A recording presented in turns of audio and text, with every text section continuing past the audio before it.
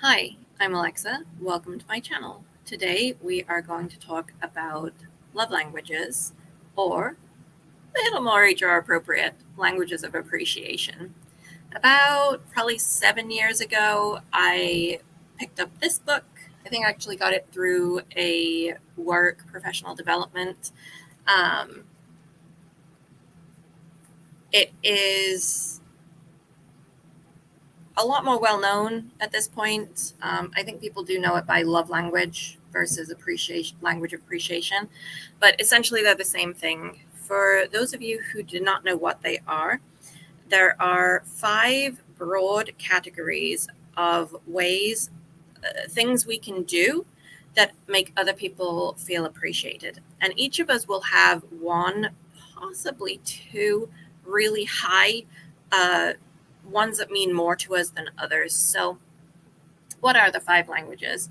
There is words of affirmation, which can be, this can be sort of on stage in front of everyone. It can be one on one in a private setting, but it's basically just saying, hey, great job. This is what you did, and we really appreciate you for it. Super, super simplifying these explanations, but you get the idea. The second one is quality time. Quality time is not just spending a whole bunch of time together.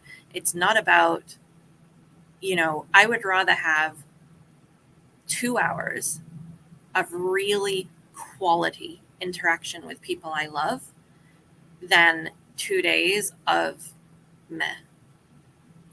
I would. If you wish to show you appreciate me, be present with me when I'm with you. Like, that is my thing. 100%. I know this, and I fully accept and own it. And I will tell people about it, because other people, especially if you're not aware that the way we show appreciation is different to each other, and the way we feel appreciated is different from each other, it can be hard to realize that what you're doing is not what the person you're with needs, and adjusting what you're doing to what they need. We'll get to a little bit more of that in a bit. So the third one is acts of service. And these are all pretty self-explanatory, but acts of service is seeing someone needs help and just jumping in and doing it. It can be as simple as showing up to your friend's house when they're having a rough time and seeing the dishwasher needs to be emptied and just emptying it. That's it. That's an act of service. You just did it. They didn't have to ask. They didn't have to tell you what they need help with around the house. You just were like, it needs to be done. I'm going to do it. In a workplace, someone's out of the office for a day or two, maybe they're unexpectedly sick, and you take off some of the work that's on their desk because when they get back, they don't need to be overwhelmed by it. Just little, and really little things where you help a person can be appreciated if that's their love language. The fourth one is gifts. Now, this isn't just going out and spending money and throwing it at them. It's really, the way I understand this one is the gift has to be meaningful. So this is my least. It doesn't. I'm not a material gift appreciated person. Like, it's not my thing. But when I stop and I think about why someone has bought me something, I can start to feel more appreciated, because they're obviously out there thinking about me, and something about this gift reminded them of me, made them think of me. And in their mind, they thought, oh my God, this is perfect for her.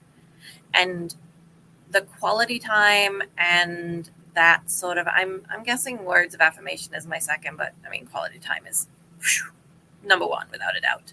It's probably like 95% my appreciation language. For them to be thinking about me, and for them to remember little things about me, and to take time to follow through with that, right? When I think of it that way, that helps me overcome the mismatch a little bit. We'll talk about mismatches a little bit more too. The fifth one is physical touch. This does not mean sexual, though it can, obviously. This is, in a workplace, a high five, right? If that is an appropriate thing. It might not be. So every workplace is different, every relationship is different, every friendship is different. It can be hugs, it can be, you know, sitting on the sofa with your knees touching. Like, it's really funny. One of my cats, literally, if he's going to sit next to me, he has to have a paw on me. Doesn't matter where. If he's next to my leg, if he's next to my shoulder, he will put one paw on me. So he must be a physical touch. Like, I keep thinking it's so silly to think about it, but I mean, most animals have feelings too. So for him, that is something. And I mean, they're cute. I would prefer to have a big hug, but it's really funny when they do that and you notice it. Once you start looking at these, you're going to start noticing people around you and what they do and how they do it and what other people do for them that makes them happy. And if you start listening to what people complain about, you'll hear what someone didn't do for them. Or, for example, words of affirmation. If you were to put me up in front of absolutely everyone and like, we're going to celebrate her and say really nice things about me, I would be beyond uncomfortable. I remember one year I won an annual award at my work, and I wanted to literally be swallowed up by the earth. I felt so uncomfortable. It was very difficult, but then it's also a struggle because if I was very honest with myself, I knew I did deserve it from everything that I had done that year. But it was so difficult to sit there and listen to it. And that's very tough. And if you know someone isn't wanting to be appreciated that way, and you do it anyway all the time, for example, every team meeting, you're saying something publicly about a person, like, you're going to make them more upset than appreciated. So what about, why are they important? Why is it important to figure them out, what other people's are, and how can you overcome the mismatches? What does the mismatch do? There is so much research out there, and please feel free to go and look up, just Google it. There are studies, research studies after research studies, and appreciation or feeling unappreciated is basically what kills most relationships, whether it's romantic, whether it's a friendship, whether it's a work relationship. If you're not being appreciated, you've checked out of that relationship. That's happened to you in the past. I don't even need to go on about it.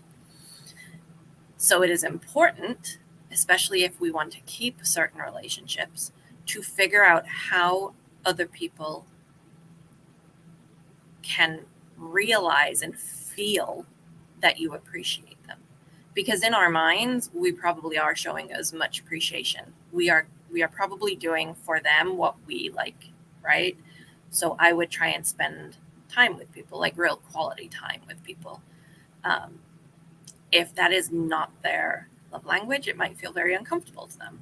And I would not know that if I wasn't aware and looking at them and trying to figure out what they do like, listen to what they're either saying or even like not saying, there's no one right way to do it, but it all comes back to communication. And communication, I've said this in a couple of videos, I believe, but communication is really about understanding what is intended, receiving the message as it was intended, not how you heard it. So language barriers are a very big one, right? Because I've had this happen to me, and where I've said something that was absolutely like normal turn of phrase in England, and over here it meant something else. In one instance, in my very first sort of week of class at junior high school, this was great. I said something that ended up having a very sexual meaning over here, and I didn't know it. And I got made fun of for months on that one. So that was a fun one. And it all comes down to communication and trying to, the thing that really got me, and now that I'm older and I realize it, I mean, listen, 14-year-old boys are never going to have the capacity to do this, but they knew what I was saying. they knew what I meant and they still chose to make fun of me anyway, right? Like, so it's that kind of situation throughout your life where you have to stop, because if you're taking something, and if you didn't understand what they meant, you can always ask what they meant. Being aware of your own emotions and your own current situation and your own things that make you feel unappreciated, it can open you up to seeing more of other people and understanding more where they're coming from, and understanding how you might more calmly and easily convey why you're not happy, or why you don't understand why they're not happy, right?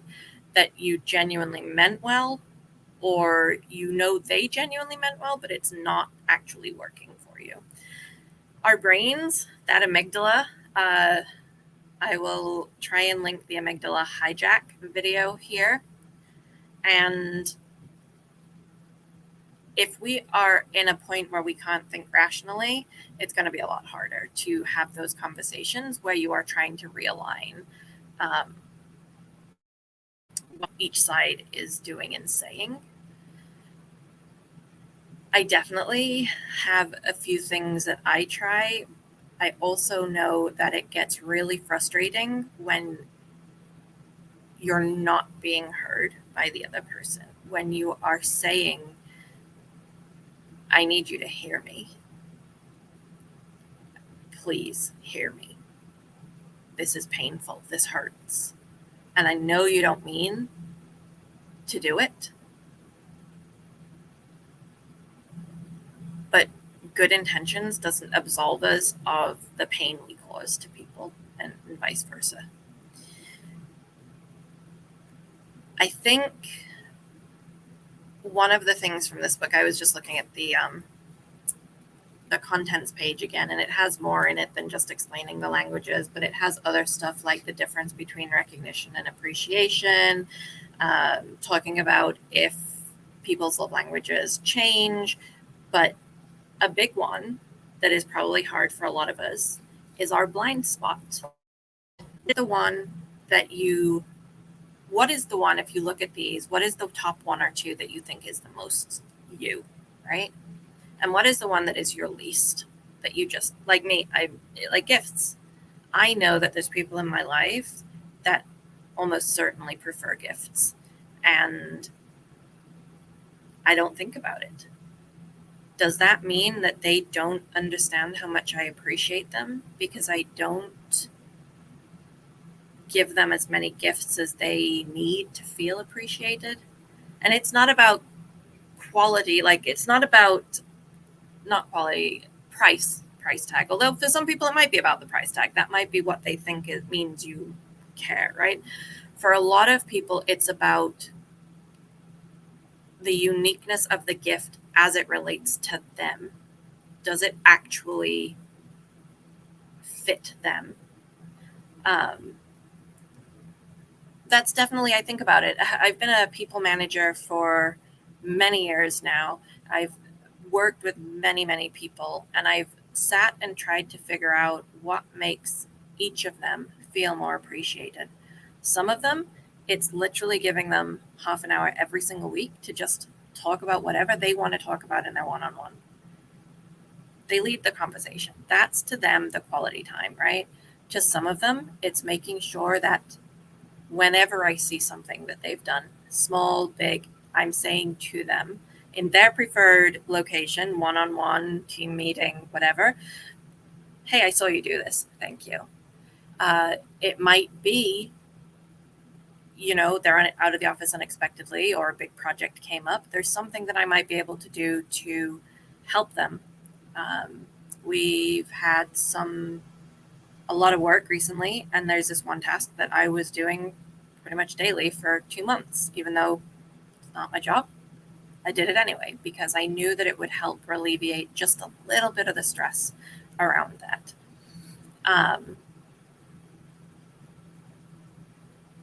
Gifts, physical touch. I mean, I'm in a remote environment, so I don't really, and workplace, HR, touching, I kind of stay away from it as much as possible. But if you think about your relationships, your friendships, think about someone you might recently have had an issue with, a misunderstanding.